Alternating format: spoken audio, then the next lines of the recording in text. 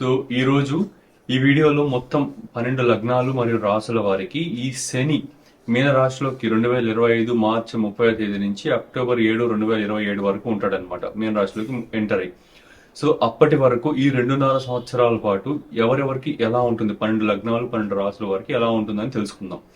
So మొత్తం అంతా కూడా ఈ వీడియోకి సంబంధించి దీంట్లో చెప్పే ప్రతి చిన్న పాయింట్ కూడా చాలా మైన్యూట్ గా ప్రిసైజ్డ్ గా research based and calculation based predictions అనమాట. సో ఇవన్నీ వీడియో చెప్పేటప్పుడు మధ్య మధ్యలో కొన్నిసార్లు చిన్న చిన్న minute predictions and minute points అనేది మర్చిపోతాను అనే ఉద్దేశంతో ఒక నోట్ ప్యాడ్ లో సిస్టమ్ నోట్ చేశాను మొత్తం అన్ని ప్రొడిక్షన్స్ అంతా కూడా. సో మొత్తం అని మీకు ఎక్స్ప్లెయిన్ చేస్తాను, ఇంగ్లీష్ నోట్ చేసుకుని దాని అంతా కూడా మీకు ట్రాన్స్క్రైబింగ్ చేస్తూ ఎక్స్ప్లెయిన్ చేస్తాను. జాగ్రత్తగా వినండి, ఖచ్చితంగా ఇవి మీకు చాలా ఉపయోగపడుతుంది. ఈ 2.5 సంవత్సరాలు మీరు తీసుకోవాల్సిన జాగ్రత్తలు, మీకు వచ్చే బెనిఫిట్స్ శని రావడం వల్ల, ఓకే.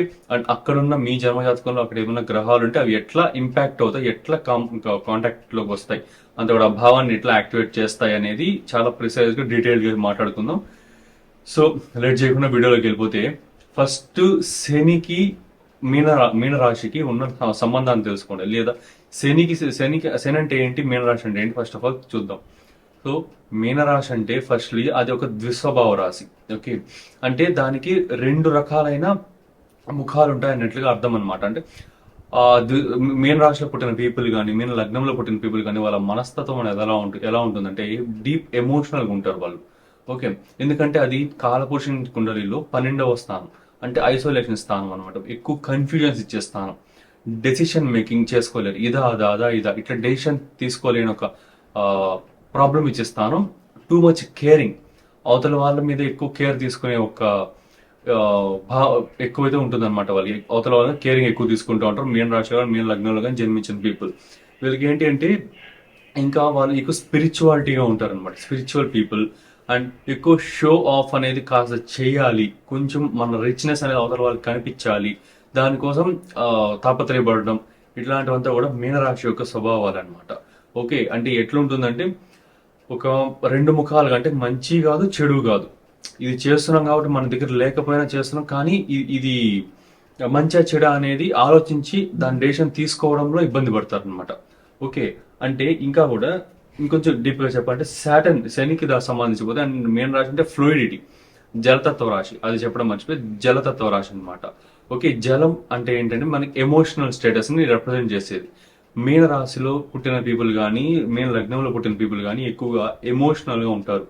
ఓకే, ఎందువల్ల ఎమోషనల్ ఉంటుంటే అది జలతత్వ రాశి. జలతత్వం అంటే మీకు భావాలు అనేవి ఎక్కువగా ఇంపాక్ట్ అవుతూ ఉంటాయి మీలో. ఓకే, అది కోపం కానివచ్చు, ఏడుపు కానివచ్చు, బాధ, ఏదైనా సరే ఎక్కువగా ఆ జలతత్వ రాశిలో పుట్టారు కాబట్టి ఎక్కువగా దాని మీద ఇంపాక్ట్ అనేది ఎక్కువ ఉంటుంది అనమాట. వాటికి సంబంధించిన కారకత్వాలు అనేది ఇంపాక్ట్ ఎక్కువ ఉంటుంది. సో శని గురించి తెలుసుకోవాలంటే, శని అంటేనే ఒక స్ట్రక్చర్.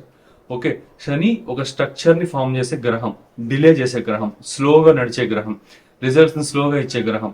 దేనైనా ఒక గందరగోళంగా ఉన్న విషయాన్ని ఒక స్ట్రక్చర్డ్ వేలోకి తీసుకొచ్చే గ్రహం. ఓకే, ఎందువల్ల అంటే శని డిసిప్లైన్ కారకుడు, అన్స్ట్రక్చర్డ్ వర్క్స్ ని స్ట్రక్చర్డ్ లో చేయడానికి కారకుడు అనమాట. ఓకే, అంటే ఏంటి అంటే ఇక్కడ డెసిషన్ మేకింగ్ కి సంబంధించి ఇట్లా అంటే మెచ్యూర్ డెసిషన్స్ అంటే ఏంటంటే దేశానికి ఉపయోగపడేటివి, రాష్ట్రానికి ఉపయోగపడేటివి, ఇట్లాంటి డెసిషన్ మేకింగ్స్ అన్నిటిలో కూడా సాటర్న్ స్ట్రాంగ్ గా ఉన్న పీపుల్ బాగా మంచి డెసిషన్స్ తీసుకుంటారు.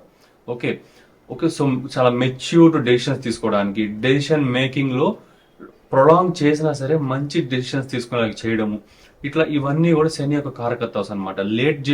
లేట్ చేసి బేస్ ఇన్ ఫౌండేషన్ స్ట్రాంగ్ చేయడం, ఆ ఫౌండేషన్ స్ట్రాంగ్ చేసి నెక్స్ట్ గ్రో చేయడం, ఇవంతా కూడా శని యొక్క కారకత్వాసు.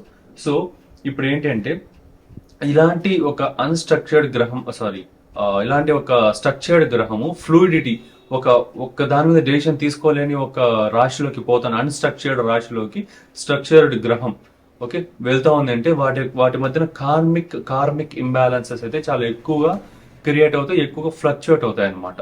సో ఇప్పుడు ఈ ఒక్కొక్క రాశికి మొత్తం అంతా చెప్పుకుందాం. మీన రాశి, మేషరాశి నుంచి మీన రాశి వరకు, మేష లగ్నం నుంచి మీన లగ్నం వరకు ఎవరెవరికి ఎలా ఉంటుంది మొత్తం అంతా కూడా చెప్పుకుందాం. సో ఏంటంటే మెయిన్ గా ఈసారి ఈ శని మీన రాశిలోకి మూవ్ అయినప్పుడు ఎవరెవరికి కొంచెం కాంప్లికేషన్స్ వస్తాయి అంటే క్రియేటివిటీకి సంబంధించిన వారికి కాంప్లికేషన్స్ ఎక్కువ వస్తాయి. మీన రాశి అంటే క్రియేటివిటీని రిప్రజెంట్ చేస్తుంది. అంటే ఊహ, 12వ స్థానం ఊహ, మన ఆలోచన, మన డెసిషన్ మేకింగ్, మనం ఏం చెప్తున్నాం, మనం ఎలాంటి డెసిషన్స్ తీసుకుని ఎలాంటి యాక్షన్స్ చేస్తున్నాం అనేది 12వ స్థానం. సో ఆ ఊహకి సంబంధించి ఊహ ఎక్కువ ఇమాజినేషన్ అండ్ థింకింగ్ యూజ్ చేసే ఫీల్డ్స్ సినీ రంగాలు, cinema fields, musicians, artists, okay, ఇట్లా పెయింటర్స్ కానీ ఇట్లా వీళ్ళంతా పెయింటింగ్ చేసేవాళ్ళు, ఇట్లా వీళ్ళంతా కూడా కొంచెం ఫిల్మ్ మేకర్స్, వీళ్ళంతా కూడా కొంచెం స్ట్రగుల్ అనేది ఫేస్ చేస్తారు అనమాట. వై? బికాజ్ ఆ శని, డిలే కారకుడైన శని అక్కడికి వెళ్ళిపోతున్నాడు, మెయిన్ రాశిలోకి వెళ్ళిపోతున్నాడు. సో క్రియేటివిటీలో అడ్డంకులు ఇస్తాడు. ఇప్పుడు ఏంటంటే ఇప్పుడు మంచి ఫిల్మ్ మేకర్ ఉన్నారు, ఒక మంచి స్టోరీ రాస్తున్నారు, ఇన్ని రోజుల పాటు మంచిగా స్టోరీ రాస్తున్నారు, తీస్తున్నారు, మంచి హిట్స్ కొడుతున్నారు, మధ్య మధ్యలో చిన్న చిన్న పోతూ ఉన్నాయి, అట్లా ఉండింది అనుకోండి. ఇప్పుడు ఈ శని పోవడం వల్ల అదే మనిషికి ఎలా ఉంటుందంటే ఒక స్టోరీ రాస్తున్నప్పుడు దాంట్లో చాలా చిన్న పాయింట్ అనేది ఎక్కడో ఒక చోట లాజిక్ అనేది చాలా మైన్యూట్ లాజిక్ మిస్ అయినా సరే మొత్తం స్టోరీ కొట్టేస్తాడు. అంటే మొత్తం స్టోరీ పైన ఇంట్రెస్ట్ పోద్ది. ఎందుకంటే శని ఒక్కోనివ్వడు, ఆ చిన్న మిస్టేక్ కూడా కాకూడదు, పూర్తిగా స్ట్రక్చర్డ్ గా చెక్కినట్లుగా చేయాలి, అన్ని కూడా ఎక్కడికక్కడ నీట్ గా చేయాలన్నట్లుగా శని యొక్క భావన అనమాట. సో ఈ శని ఇక్కడికి వెళ్తున్నాడు, మీన రాశికి వెళ్తున్నాడు కాబట్టి వీళ్ళకి కాస్త ఇబ్బంది అయ్యే అవకాశాలు ఉన్నాయన్నమాట. ఓకే, సో ఇప్పుడు ఒక్కొక్క లగ్నంగా చెప్పుకుందాం, మేష లగ్నం నుంచి మీన లగ్నం వరకు. నెక్స్ట్ సింహ లగ్నం అండ్ సింహరాశి పీపుల్. సింహ లగ్నం, సింహరాశి పీపుల్కి ఏంటి అంటే ఈసారి అష్టమ స్థానంలోకి శనిగ్రహ గోచార సంచారం జరుగుతోంది. అష్టమ స్థానం అంటే ఏంటంటే మన ఆయుష్ స్థానం, లాంజిటివిటీకి సంబంధించింది అండ్ గుప్త విద్యలకు సంబంధించింది, ఇట్లంతా కూడా అష్టమ స్థానం అనమాట. And life transformations, long distance travels, ఎక్కువ లాసెస్, ఒక పని జరగకపోవడానికి అక్కడ ఎక్కువ స్ట్రాంగ్ ప్లానెట్స్, ఆ కారకత్వ హౌస్ కి సంబంధించిన స్ట్రాంగ్ ప్లానెట్స్ అక్కడ ప్లేస్ అయ్యాయంటే ఆ పని అనేది బ్రేక్ అవ్వడం, ఇలాంటి వీటికి సంబంధించిన కూడా అష్టమ స్థానం అనమాట. సో మెయిన్ కీ థీమ్స్ వచ్చేసి సింహలగ్నం, సింహరాశి పీపుల్ కి ఈసారి sudden transformations, mysticism, inheritance, longevity, ఇవి మెయిన్ కీ థీమ్స్. ఆయుష్ స్థానానికి సంబంధించింది జీవితంలో సడన్ గా ఒడిదుడుకులు, సడన్ ట్రాన్స్ఫర్మేషన్స్ జరగడం, ఓకే, అండ్ వారసత్వానికి సంబంధించిన ఇవి అండ్ ఇవంతా కూడా మెయిన్ కీ థీమ్స్, అంటే ముఖ్యంగా జరిగేటివి ఈ శని గోచారం వల్ల. సో 6 to 7 లాజికల్ ప్రొడిక్షన్స్ అనేవి మీకు చెప్తాను, సో ఒకటిగా కేర్ఫుల్ గా వినండి. సో సడన్ కెరియర్ చేంజెస్ అయితే ఉంటాయన్నమాట ఖచ్చితంగా. ఎందువల్ల అంటే అష్టమ స్థాన శని అంటేనే మీకు కొంచెం ట్రాన్స్ఫర్మేషన్ తెస్తాడు, అది కూడా ప్రొఫెషన్ లార్డ్, కాలపురుష చక్రంలో దశమాధిపతి, అంటే కెరియర్ అండ్ ప్రొఫెషన్ అండ్ లాభాలకు సంబంధించిన అధిపతి కాబట్టి అష్టమ స్థానానికి పోతున్నాడు సింహలగ్నం పీపుల్ కి. సడన్ కెరియర్ షిఫ్ట్స్, ఒక డొమైన్ లో ఉండి సడన్ గా వేరే వేరే దానికి వెళ్ళిపోవడం కానీ, ఒక వృత్తిలో నుంచి ఇంకో వృత్తికి వెళ్ళడం కానీ, ఇవన్నీ కూడా కొంచెం సడన్ ట్రాన్స్ఫర్మేషన్స్ అనేవి శని రిప్రజెంట్ చేస్తున్నాడు. నెక్స్ట్ అన్కంట్రోలబుల్ ట్రాన్స్ఫర్మేషన్స్, అంటే మీరు దాన్ని ఆపాలనుకున్న ఆపలేని యొక్క ఖచ్చితంగా చేయాలి, ఇంకా తప్పదు, అలాంటి ఒక ట్రాన్స్ఫర్మేషన్స్ జరుగుతాయి అనమాట. So deep interest in astrology and mysticism, కొంచెం హిడెన్ నాలెడ్జ్, హిడెన్ సబ్జెక్ట్స్, అంటే ఆస్ట్రాలజీ, వాస్తు, టారోట్, ఇంకా ఇవన్నీ ఇంకా వస్తాయి కదా, పామిస్ట్రీ, ఇంకా నాడి ఆస్ట్రాలజీ, ఇవంతా వీటి మీద ఇంట్రెస్ట్ అనేది పెరగడం, లేదా అవి నేర్చుకోవాలి అనుకుంటున్న పీపుల్కి ఈసారి బాగా సపోర్ట్ చేయడం, ఇవన్నీ జరుగుతుంది. ఖచ్చితంగా కొంచెం మిమ్మల్ని ఆ దారిలోకి డ్రా చేస్తుంది అనమాట ఎక్కువగా ఈ శని యొక్క గోచారం అనేది. Next health issues, bones, teeth, chronic illnesses, అంటే బీపీస్, బ్లడ్ ప్రెషరు, షుగరు, ఇంకా మీకు ఏదైనా ట్యూమర్స్ కి సంబంధించి కానీ, బోన్స్ కి సంబంధించి, ఓకే, ఇలాంటివి ఎక్కువగా వచ్చే అవకాశాలు ఉన్నాయి. కాళ్ళకి సంబంధించిన ఇష్యూస్ ఇవి ఎక్కువగా రావడానికి అవకాశాలు ఉన్నాయి, కొంచెం జాగ్రత్త తీసుకోండి. ఓకే, నెక్స్ట్ ఏంటంటే joint pain, arthritis and dental problems అనేవి ఎక్కువ పెరుగుతాయి. ఎవరికైనా దంత సమస్యలు ఉన్న, ఆర్థరైటిస్ ఉన్న, జాయింట్ ఇబ్బందులు, జాయింట్ పెయిన్స్ అనేవి ఉన్నా అవి పెరుగుతాయి అనమాట ఖచ్చితంగా ఈసారి. ఎందుకంటే శని గోచారం వల్ల మీ ద్వితీయ స్థానాన్ని కూడా చూస్తాడు కాబట్టి. ఓకే, అండ్ అదే అష్టమ స్థానం కాబట్టి. సో ఈ నెగిటివ్ చెప్తున్నాడు అనుకోకండి, అష్టమ స్థానం అంటే కొంచెం నెగిటివ్ స్థానం, దుస్థానం కాబట్టి ఈసారి కొంచెం ఎక్కువగా ట్రాన్స్ఫర్మేషన్స్ అంటే వీటిపైనే ఉంది, జాగ్రత్త తీసుకుంటే సరిపోతుంది. ఒకవేళ మీకు అష్టమ స్థానంలో ఇంకొక నైసర్గిక శుభగ్రహాలు ఏదైనా పవర్ఫుల్ గా ఉంటాయి, అంటే అది శుక్రుడు ఉచ్చ స్థానం, మీన రాశి అనేది. సో మీ జన్మజాతకంలో శుక్రుడు కానీ అక్కడే ఉంటే ఈ శని యొక్క గోచారం అనేది కొంచెం గోచారం జరిగినప్పుడు మీకు ఈ ఇబ్బందులు అనేవి అంతగా జరగకుండా కొంచెం కంట్రోల్ చేస్తాడు శుక్రుడు. అండ్ గురుడు ఉన్నా కూడా కంట్రోల్ చేస్తాడు. అండ్ వాళ్ళ డిగ్నిటీ చూసుకోవాల్సి ఉంటుంది, వాళ్ళు ఏ నక్షత్రం పైన ఉన్నారు, ఏ స్థానాల్లో ఉన్నారు. ఈ డిగ్నిటీ కూడా చూసుకోవాల్సి ఉంటుంది. సో అది బేసిక్ గా.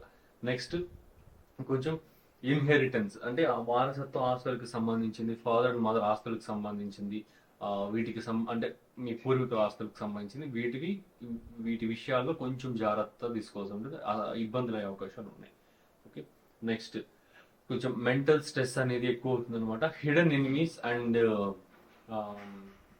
ఎనిమీస్ బేసిక్ గా మీకు అంతర్గత శత్రువుల వల్ల ఎక్కువగా మెంటల్ టెన్షన్స్ అనేవి పెరుగుతాయి. ఎవరు మనకి ఇలా చేస్తుంది, మనకి ఎందుకు ఇలా అవుతుంది, ఎవరు మనకి డిస్టర్బ్ చేస్తున్నారు, వాళ్ళు ఎవరు కనిపెట్టలేక, వాళ్ళు ఎవరో తెలియక, వాళ్ళని క్వశ్చన్ చేసే ఒక పరిస్థితుల్ని మీరు చూడలేక, ఇలాంటివంతా జరిగి కొంచెం మెంటల్ స్ట్రెస్ అనేది పెరుగుతుంది అనమాట. అండ్ స్పిరిచువల్ అవేకనింగ్స్ గట్టిగా జరుగుతాయి ఈసారి. అంటే ఎవరైనా కుండలిని అవేకనింగ్ కానీ మంత్ర సాధనలు అవి ఏమైనా చేస్తూ ఉండే వారికి ఈసారి అవేకనింగ్స్ అవడానికి చాలా గట్టి ట్రాన్స్ఫర్మేషన్స్ చాలా గట్టిగానే ఉంది. సో వాళ్ళొక్కరికి కొంచెం ఈసారి and benefit. And sudden travels అనేటివి జరుగుతాయి అనమాట. క్రైసిస్ సిచ్యువేషన్స్ అంటే ఏదో మీరు అన్ఎక్స్పెక్టెడ్ గా మీరు ఒక చోట ఉంటే ఇంకో చోట అన్ఎక్స్పెక్టెడ్ థింగ్స్ ఏదైనా జరిగి అక్కడికి మీరు ఖచ్చితంగా వెళ్లాల్సి రావడం, సడన్ ట్రావెల్స్ వల్ల ప్లానెడ్ ట్రావెల్ కాదు కాబట్టి మనీ అనేది ఎక్కువ ఖర్చు అవ్వడం, ఇలాంటివి జరగడం కూడా ఎక్కువగా ఉంది. అంత నెగిటివ్ చెప్తున్నాను అనుకోకండి.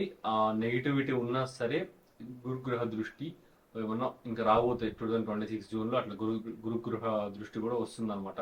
ఉచ్చ స్థానం పొంది నవమ దృష్టి పడుతుంది కాబట్టి అంత ఇబ్బంది ఉండదు. జస్ట్ ఒక 8 months to 1 year మాత్రం కొంచెం ప్రాబ్లమాటిక్ అనమాట. ఓకే.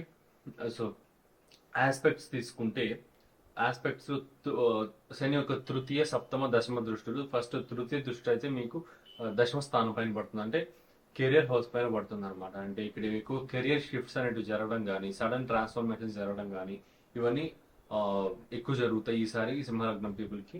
అండ్ ద్వితీయ స్థానం పైన సప్తమ దృష్టి పడుతుంది. ద్వితీయ స్థానం పైన పడుతుంది కాబట్టి ఫ్యామిలీ రెస్పాన్సిబిలిటీస్ అనేవి పెరుగుతాయి, ఫ్యామిలీకి పెట్టే ఖర్చులు అనేవి పెరుగుతాయి. ఓకే. ఇవంతా ఇంకా ఫిఫ్త్ హౌస్ చిల్డ్రన్స్ కి సంబంధించి సంతానానికి సంబంధించిన ఇష్యూస్ అనేవి కొంచెం ఇబ్బంది అవ్వడం. ఓకే. కానీ అంత అంటే ఏంటంటే ఎట్లా చెప్పాలంటే సంతానం హెల్త్, బేసిక్ గా సంతానం హెల్త్ అనేది ఇబ్బంది అవ్వడం. సంతానం కోసం వెయిట్ చేస్తున్న వారికి ఈసారి పాజిటివ్ గా ఉంటుంది, ఎందుకంటే గురుగ్రహం యొక్క దృష్టి కూడా ఉంటుంది కదా. పంచమ స్థానాన్ని శని గురువులు యాక్టివేట్ చేస్తారు కాబట్టి సంతానం కోసం వెయిట్ చేస్తున్న వారికి పాజిటివ్ టైం ఇది. కానీ సంతానం ఉన్న వారికి ఆల్రెడీ ఉన్న వారికి వాళ్ళ హెల్త్ పరంగా నెగిటివ్ టైం. ఓకే. సో ఇది. అండ్ నెక్స్ట్ వచ్చేసి కొంచెం లవ్ రిలేషన్షిప్స్ అండ్ ఈ మ్యాటర్స్ కొంచెం కేర్ తీసుకోవాల్సిన అవసరం ఉంది. ఎక్కువగా అవి ఇబ్బందులు అయ్యే అవకాశాలు ఉన్నాయన్నమాట. టాక్సిక్ పీపుల్ వెళ్ళిపోతారు కాబట్టి ఖచ్చితంగా, ఎందుకంటే శని యొక్క దృష్టి వల్ల.